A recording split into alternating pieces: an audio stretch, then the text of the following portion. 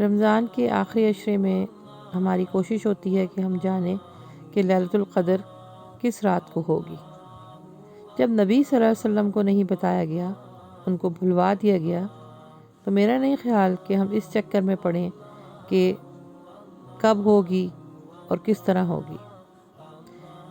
جیسے اللہ کے نبی صلی اللہ علیہ وسلم کے پاس ایک شخص آیا، اس نے پوچھا کہ قیامت کب آئے گی، تو اللہ کے نبی صلی اللہ علیہ وسلم نے کیا فرمایا تھا کہ کیا تم نے تیاری کی ہے؟ اسی طرح مسلمانوں کے لیے بھی ان کا ایمان کا تقاضا یہ ہے کہ لیلۃ القدر کو ڈھونڈنے کے بجائے اس مہینے زیادہ سے زیادہ عبادتیں کریں اور اللہ کو راضی کریں، کیونکہ اللہ کو راضی کرنا ہی لیلۃ القدر کی ایک بڑی نشانی ہے۔ ایک نشانی ضرور ہے جو حدیث سے ہمیں ملتی ہے کہ اس دن بارش ہوگی، موسم بہت خوبصورت ہوگا۔ بس اس دن کو انجوائے کیجیے اپنی عبادتوں کے ساتھ اور اللہ کے ذکر کے ساتھ۔